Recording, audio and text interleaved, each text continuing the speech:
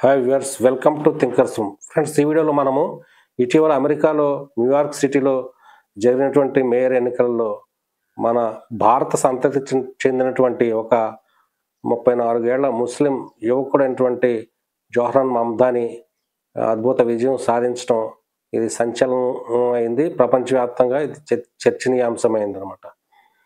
అసలు జోహ్రాన్ మమ్దాని ఈ ఎన్నికల్లో ఎలా విజయం సాధించారు, ఆయన విజయాన్ని కలిసి వచ్చిన అంశాలు ఏంటి మనం విశ్లేషిస్తే, ఫ్రెండ్స్, అసలు ఇటీవల కాలంలో మన భారత సంతతికి చెందినటువంటి అనేక మంది అక్కడ రాజకీయంగా గణనీయమైన ప్రగతిని సాధించారు.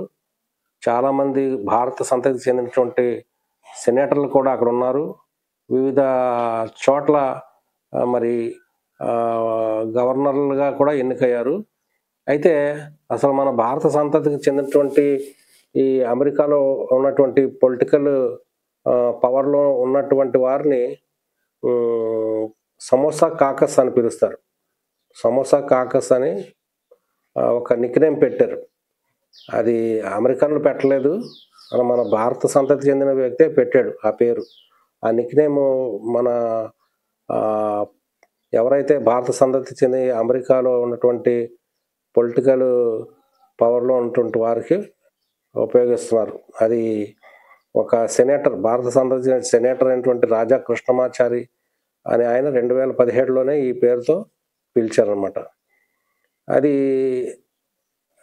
అంటే అది అధికారికమైన పేరేం కాదు, వ్యంగ్యంగా అంటున్నారు. అదొక నిక్నేమ్ అనమాట. అయితే ప్రధానంగా ఇప్పుడు మనం జోహ్రాన్ మమ్దాని గురించి మనం మాట్లాడుకున్నట్లయితే, ఆయన మేయర్గా ఎన్నికవడానికి టెక్కన్ వాలన్ కారణమా? అసలు టెక్కన్ వాలం అంటే ఏంటి? టెక్కన్ వాలం గురించి తెలుసుకునే పోయే ముందు మనము అసలు అమెరికాలో న్యూయార్క్ నగరంలో ఏ వర్గాల వారు నివసిస్తున్నారు అని మనం ఆలోచించినట్లయితే, విశ్లేషించినట్లయితే, అమెరికాలో న్యూయార్క్లో ప్రధానంగా అక్కడ నివసించే వారిలో క్రైస్తవులు మెజారిటీలో ఉన్నారు. 54% మంది క్రైస్తవులు ఉన్నారు. ఇందులో ఎక్కువ మంది క్యాథలిక్లు, ఆ తర్వాత ప్రొటెస్టెంట్లు ఉన్నారు. తర్వాత ఇక్కడ న్యూయార్క్ సిటీలో యూదులు కూడా ప్రధానంగా ఉన్నారు. వారు 14 నుంచి 16% వరకు యూదులు నివసిస్తున్నారు. అలాగే మరి ముస్లింలు 4 నుంచి 6% వరకు ముస్లింలు ఉన్నారు, వివిధ ప్రాంతాల వాళ్ళు, మిగతా ఇతరులు ఉన్నారు. అయితే ఇక్కడ యూదులది ఒక నిర్ణయాత్మకమైన పాత్ర ఈ ఎన్నికల్లో. వారు ఈ ఓటింగ్ని ఒక విధంగా శాసిస్తారు.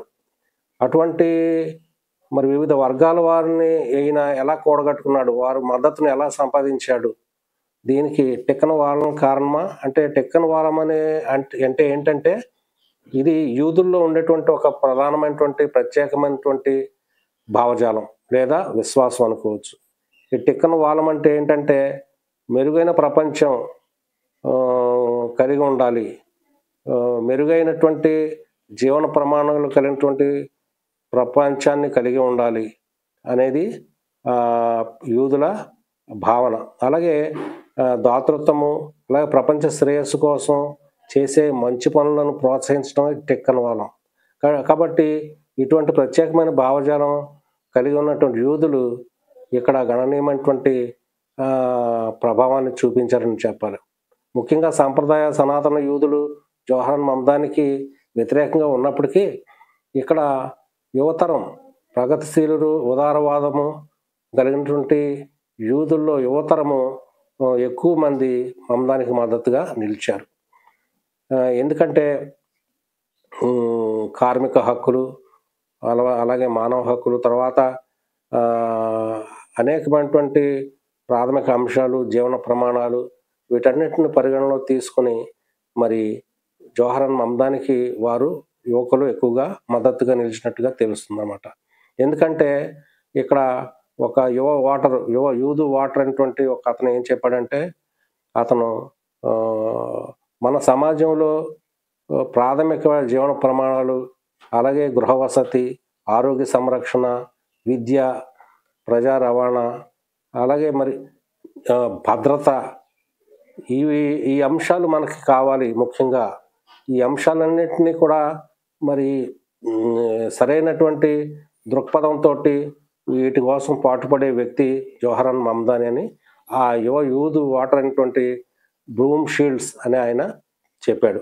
కాబట్టి ఈ ప్రత్యేకమైనటువంటి ఉదారవాదము లేకపోతే యువకుల్లో ఉన్నటువంటి ప్రత్యేకమైనటువంటి ప్రగతిశీల వైఖరి ఈ జవహర్లాల్ మమ్దానికి ఎన్నికకు మరి ఈ గెలుపుకు అది మరి ఒక కారణం కావచ్చు అన్నమాట. అలాగే మరి జవహర్లాల్ మమ్దాని అనుసరించిన ప్రచార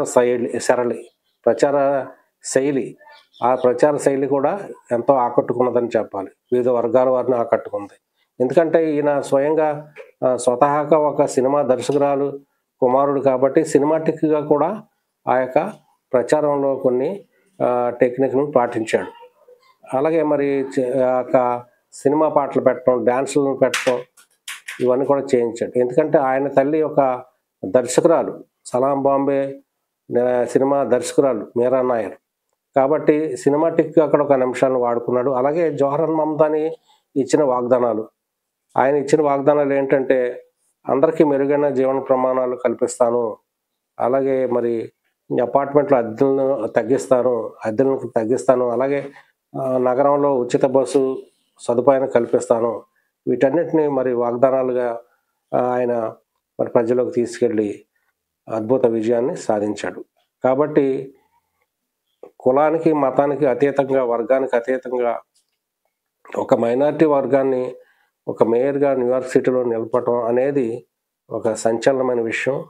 ఇటువంటి వైఖరి అంటే కులాలకు మతాలకు అతీతంగా ఆలోచించే వైఖరి యువతలో రావాలని, ముఖ్యంగా మన దేశంలో కూడా అటువంటి వైఖరి రావాలని కోరుకుంటూ సెలవు తీసుకుంటున్నాను. మరి వీడియో చూసినందుకు మీ అందరికీ కూడా ధన్యవాదాలు. వీడియో నచ్చినట్లయితే మీరు లైక్ చేయండి, షేర్ చేయండి, కామెంట్ పెట్టండి. Thank you friends.